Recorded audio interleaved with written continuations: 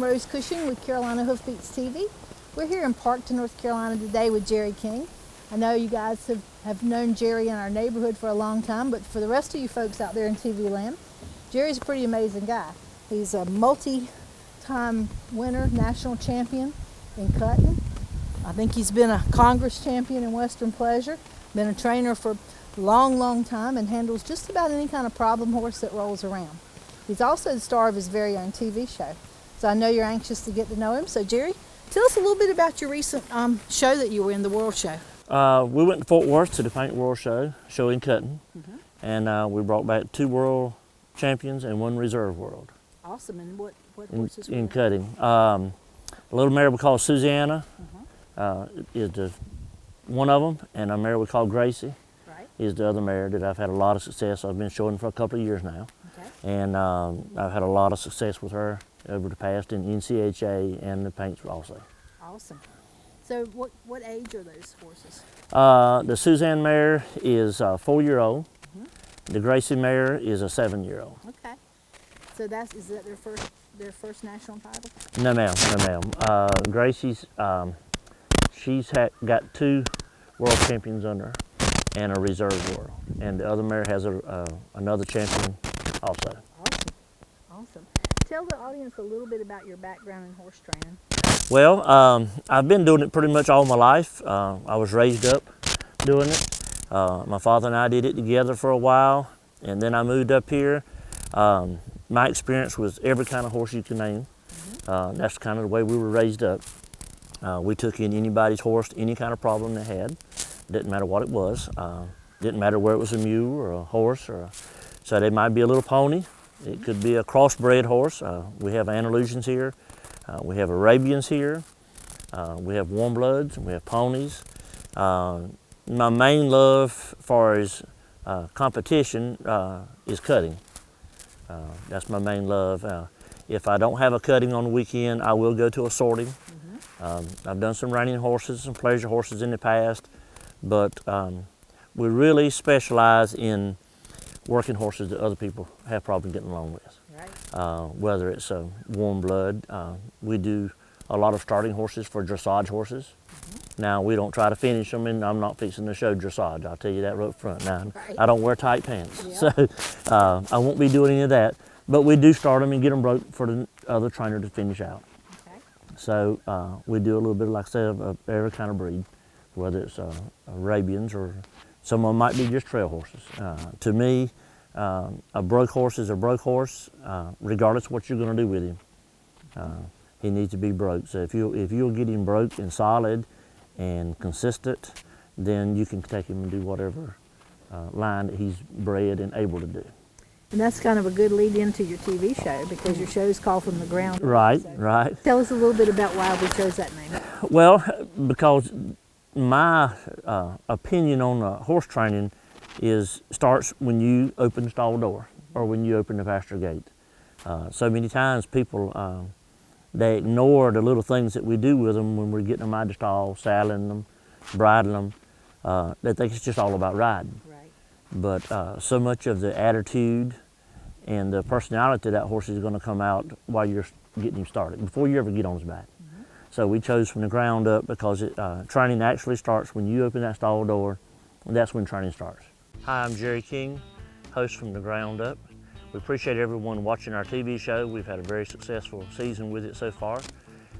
This coming season, we're going to be incorporating some customers with problem horses, and we're going to be dealing with them one-on-one, explaining to them. So we'll show you some things, easy tips on how do you get your horse softening in the mouth, how to get them stopped, backing them up, just different problems that different people have, how to get them to regulate their speed, get their leads, using the importance of using their outside rein, things like that, tips like that's what we're going to be working on.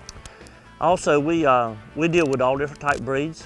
We have anything from a pony this high that we're green breaking ride to a 17.5 hand warm blood. We have Andalusians, we have warm bloods, we have Arabians. We even have a mule in right now that we're breaking the ride and teaching him to pack also, making him a packing mule and a riding mule. So you name it, we've worked with just about every kind of breed there is. So some of all of it will be on our episodes. Hope you join us for the next coming season.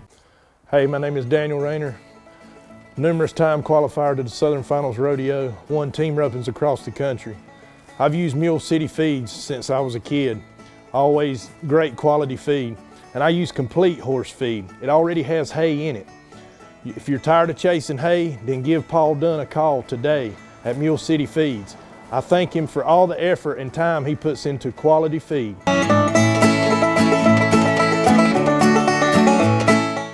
Now you've had a dozen episodes in season 1 this year. Right. Won an Equus International Film Festival Award last year for Best Series Western. So what was your favorite episode that we did? That's hard to say because I like such a big variety of everything, and that's why I enjoy breaking and working with all different type horses. I just love different horses. I love different problems, and I really enjoy working with a horse that don't want to load in the trailer. Right. You know, I just enjoy the fire out of that. I've gone and got horses so many times that people have been trying to load for a week, and they expect me to drive up with a bunch of guys with gloves on to drag the horse in the trailer. And I've had very good success. I've never come home with an empty trailer. Right. So, and usually 5 minutes, 10 minutes at the most, I'll have any horse you got on the trailer. So I really enjoy that part. And I enjoy helping people, little things, because most of the time it's the little things that we change when we're riding horses or handling a horse on the ground. That makes the biggest change. So many people, they want to treat them like a dog when they're leading them around, and they expect them to ride like a horse. Right. And they develop attitudes when you're out handling them, letting them eat grass and pull you around, and everything you got to do with them, you got to go run them down because they're walking off or pushing on you. Right. So what do you think is the best piece of advice you can give somebody about starting a new horse? Not to make it sound in a bad way, but a horse needs to know who his leader is. And you can do this so easy without being rough, without being mean on one. But a horse is much happier when he has a leader to follow. Absolutely. And if we will teach that horse from the get-go that we're the leader, we're in control. You do what I asked you to when I asked you to. This is my world that you have come into. I didn't come into your world. Really makes all difference in a horse. Like I said, people want to treat them like a pet, and then the horse gets to pushing on them. Then they become the alpha. If you will watch any of your Animal Planet shows, whether it be the wild dogs, the wild cats, horses, or anything like that, they're all looking to their leader to show them what to do. Yep. The most unhappiest animal in that pack or in that herd, whether it's a dog or a horse or a cat, is the leader. He's the one that's got his ears pinned because he's worried about losing his position. The other ones aren't worried about anything because they know that the leader is going to take them to fresh water. They're going to take them to where there's grazing. They're going to show them where to go if a predator should appear. So they're not really worried about it. They're just out enjoying life.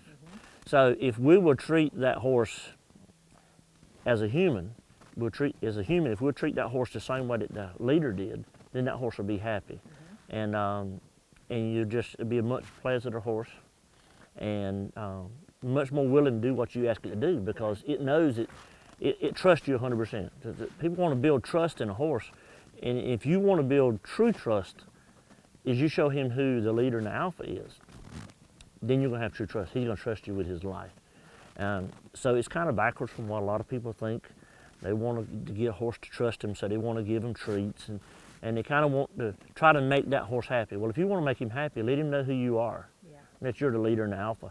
If you will do that one thing, so many other things in life is so much easier for you training. I know a good example of that is I have about 15 head of horses, and any given day there's 6 or 7 in a pasture. And when the lead horse decides he wants water, he goes to the trough, but they fall right in behind him to go get a drink, and it hadn't occurred to them a minute ago. Right. It's like a herd of elephants. That's right. They fall one behind each other, and they take their turn. That's so right. You're right. They want a leader for everything. That's right. And Well, it just makes life so much more relaxing for them because they don't have to worry about these things. There's so many decisions in life that they don't have to worry about. They don't make those decisions. And another thing about horses here, that we don't put them on a routine. In other words, at 10 o'clock, this horse didn't go out every day at 10 o'clock. Right. Let's just say his name is Betty. Betty's not going out every day at 10 o'clock. It may go out at 9 o'clock, it may go out at 12 o'clock. Because if you put them on a pattern deal, then and you try to break that pattern, then you get an attitude. They're kicking on the walls and pawing and hollering. So when I go down through the barn and I'm fixing to turn some horses out, if I've got one standing there nickering or pawing at the door wanting to go out, I'm not going to turn him out. If he continues that type of behavior, I may get him, but I'm going to either tie him in the stall or I'll stick him on the walker for a little bit. So to lead him under, and then when I go by and catch him in the stall asleep, then I'll go get him and turn him out. Are you thinking about a career with horses? I love this.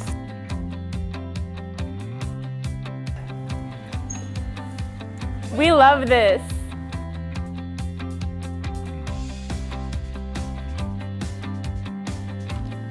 I love this.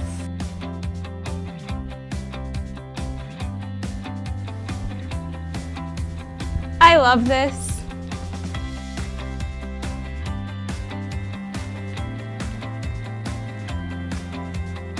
I love this. We know. You'll love it too.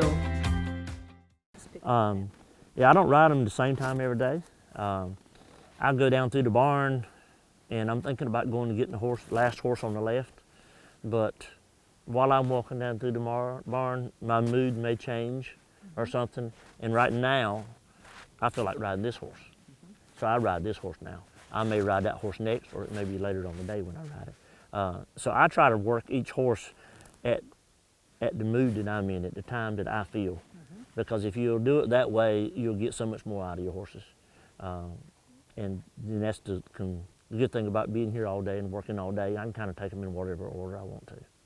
What do you think is the hardest problem that people come to you with, the hardest thing to fix, besides the person? Well, I was fixing to say that. I was fixing to say the person is the biggest thing. One of the biggest things that we have trouble with is people that are afraid of a horse. If for some reason or another has been injured mounting the horse or something like that. And the hardest thing is to get the trust built back up in the owner. We can get the horse fixed, but so many times I tell customers, I was like, if this is the vibes you're fixing to get off of this horse every time, it's not going to be fair for the horse. The horse is an angel now. He's doing great. Anybody in the world can get on him. But if you're going to hold that grudge, then you need to get you a different horse, because you've got a permanent brand on you from what that horse has done with you. And in cases like that, I recommend, and I've hurt some people's feelings that because they didn't want to get rid of the horse. But to be fair with the horse, and I'd rather be up front with you and tell you this horse is not going to work for you. And they don't understand it because they see me riding it. They see the young lady working for me. They see her ride it and say, well, everything's doing good. But when they get on it, they're just shaking. They can't even tell you their name and stuff like that. So in cases like that, they're better off to get them a different horse than they are, because they will never forgive that horse for doing it, even though he won't ever do it again. And that's why when we're breaking colts, because we do a lot of colt starting, a lot of it, of all different breeds. And that's why I really encourage the owners to let me have them for a week or two before they come watch them. Because if they come and they see that horse bucking, which most horses do when you start them off, and I don't ever hold, the best horses I've ever had in my life were broncs when we were breaking them. It shows they got a little life to them, so they've got something to give you. But if the owners see them doing it, then the first time they get on them, they're going to think about, well, 30 days ago, he was about bucking everybody off around here.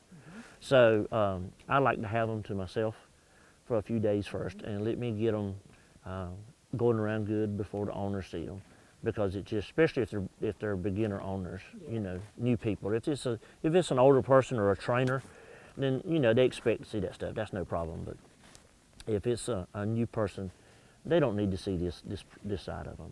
It is funny how if you never see your horse buck, you don't think you can. That's right. I That's mean, right. We fool ourselves. That's with right. that. That's right. And they all can. Yeah. And most horses do a little bit of it. And another funny thing about horses is, I find you'll have more horses that'll buck the third day that you ride them than the first day. A lot of horses come here the first day because it's a new place, and everything new, so their mind is 40 different places. And then about the third day, they're like, you know what? I'm not really enjoying this part of life. Yeah. So just because one ride goes off and rides good the first day, you know, doesn't ever mean anything. But that's the hardest thing, is to get people over their little fears.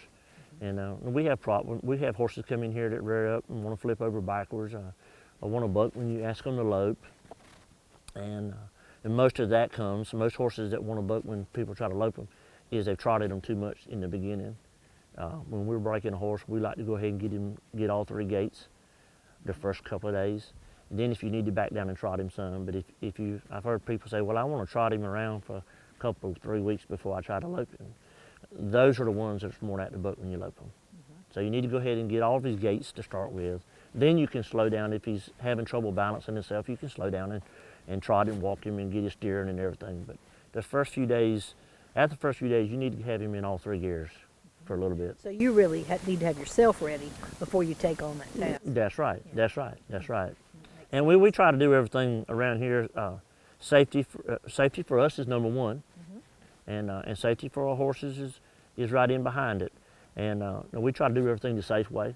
I don't like to have bucking a horse to start with. So the first time I work him, I'm not saying none of them don't buck, some of them do, but we try to control that, and that's why we use the pony horse, and we try to control it and keep them in a controlled situation, because we don't want that instilled in their mind. Taking a horse out and lunging him every day before you ride him is a good way to teach a horse to be cold back. It would have never been cold back if they had just took him and broke him to start with. And so I'm not big on lunging a horse a lot.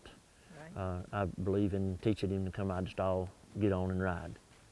So that's definitely the best way. That's the best. You know, it's better for you and better for the horse. When you're starting young horses, instead of getting them out and putting them in the round pen and working them to death, if you'll run any of them long enough, you can ride all horses if you run them long enough. Right. So the deal with our breaking them is getting them to come out and just behave yourself to start with. So, and our method is real successful at that. Hi, I'm Vicki from Double L Tack and Feed in Coates, North Carolina. Today I'm going to show you one of the hottest brands of cowboy hats out on the market. It's the American Hat Company. When you purchase a cowboy hat made by the American Hat Company, you can be assured you're getting a stylish, durable, and quality cowboy hat. We at Double L Tack and Feed stock a wide variety of cowboy hats from the American Hat Company. The straw hats are double lacquered and double pressed, which makes them one of the most durable cowboy hats out on the market today. The felt hats, they're hand finished. They're available in several different colors and anywhere from 6X to 1000X. We are your authorized American Hat dealer. If we don't have what you're looking for, we will be more than happy to special order a custom hat just for you. You can select the crown, the brim style, the brim width, and everything about it. So come see us at Double L Tack and Feed. We're located in Coates, North Carolina, off of Highway 55, 1 mile outside of Coates, between Coates and Andrew. We would love to help you choose your cowboy hat from the American Hat Company. The rural American lifestyle. It's how we work, and it's how we play. It's how we learn and how we enjoy the finer things in life. How we take care of our animals and tend to the land. It's a way of life. Has been for hundreds of years. Now there's a whole new way for rural America to watch TV. One thing I love about watching you break a horse is that you have got a firm way, but a very gentle way. I've never seen you lose your temper or be rough in any way. I mean, you're like, you know, I love you, but you have to do this. I mean, Right. just like you would be with your children. Right. Well, the important thing on scolding a horse or having to get after a horse, you're talking about the temper. I have all the patience in the world for horses, more than anything, more than dogs have always been my weakest part on being patient. It's taken me a long time to develop patience on a dog, and I don't know why, but it's just the way it is. And I train dogs also, Right. and but it took me a while to develop that patience. But horses I've always been really fortunate to have the patience with horses. And the thing about getting after a horse, if you're upset, you should not pick up a straw and touch a horse. Now, there's times that you got to get after them, but if you're upset or if you're mad, you don't need to do it then. You need to walk away, go to the store and get you a Mountain Dew, something like that, and chill out and then come back and try it again. Because that's when you do the damage, and that's when the horse can feel this and you're not thinking clearly. Then the horse starts panicking because of the vibes he's feeling off of you. So it's so important to never get after a horse if you're mad. So be calm. If you need to get after them, that's fine, but be calm about it. And I've been very blessed at having that kind of patience with horses. You know, going back to what you were saying earlier about being scared of one, I know that when I take my horses out and we're doing something, if I'm nervous or if I'm stressed and they feel it, you know, they're saying, well, this is my leader, and if something's getting ready to eat her, I'm in big trouble. That's right, you know, that's so right. you really do have to project that, you know, I'm in charge, everything's good, just relax. That's right. Because They can feel feel that. they can feel off of it, even just leading them. It's amazing what that horse can feel from you. Whether you're nervous, whether you're mad, whether you're tense or something, they can feel all of that. And that's why it's so important. If you don't have confidence, your horses don't have confidence. And it doesn't matter whether you're riding him or leading him or whatever. When I'm riding a young horse, and a lot of the babies, you know, they don't know where to go or what to do. A lot of people have trouble getting a horse to go and going where they want him to. And what I tell people is, you're so focused on what this horse is doing until he doesn't have a leader. So when I'm riding a young horse, I look on up 30, 40 feet, depends on how fast I'm going, ahead of me, and I imagine myself going, with that horse going correctly under me, with the horse moving out, everything's good, everything's lovely, and that horse will feel the vibes that I'm giving him, and he feels the confidence that I've got in my body, and he'll come following me. But if I'm worried about this horse, it's kind of like driving your car on a curvy road or in busy traffic looking at the hood ornament. You know, you're jerking it all over the place. No, you know, you're not gonna get anywhere. You're gonna have a wreck. But if you look up ahead of yourself and just pretend everything's smooth, you can zigzag in out of traffic. It's the same way with a horse. You've got to do that so that that horse can feel that. And if you will ride correctly ahead of him, he will follow you. Because he's a baby, he doesn't know.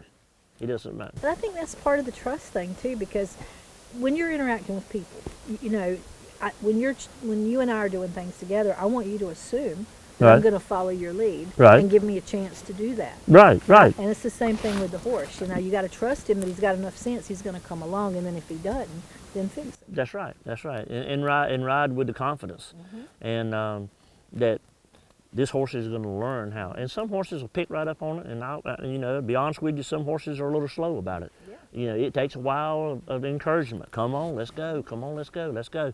And then the next horse will just pick it right up and go with you. So they're just like people. They're all different. They are. You know, and it takes all different kind of cues for horses. I like to get along with every horse. Sometimes I have a method of doing everything that I do. I've done it my whole life. But sometimes we get a special horse in that you have to change your method in order to get along with him. You can either do that. I've had trainers say, well, you know, I send this horse home. You know, me and him just don't get along. Well, if you can't change a horse, change yourself. Yeah. And if any problems we have with a horse, regardless of what it is, if we will first look in the mirror and see what the problem is. I agree. I think that when you have your toolbox full of tools, if the ratchet wrench don't do it, then get the pliers. That's right. You That's have right. to be versatile That's- and figure out what'll work. That's exactly right. I was helping a lady the other day, and the horse was trying to be good in spite of what the lady was doing with it. She was trying to be good. I said, and she says, I don't understand what the problem is. I said, well, I can tell you or I can show you. She said, well, how would you show me if you weren't going to tell me? I said, I'd take you in there to the mirror and let you look. Because there's the only problem this horse has is you. Right.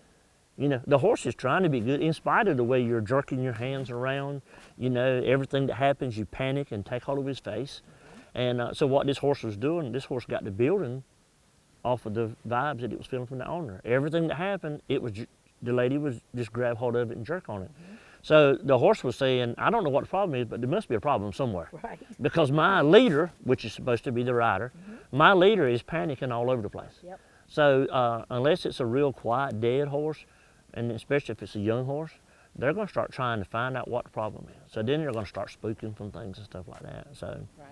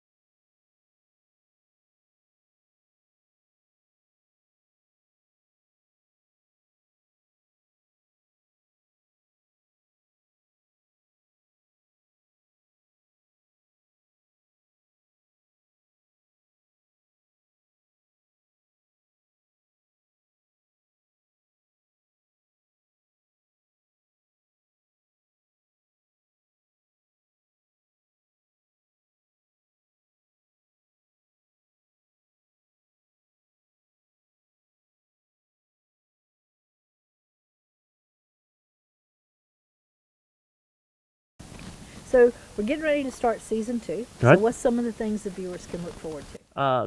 This season we're going to start incorporating some customers, some people with problem horses, and let me help them fix the problems.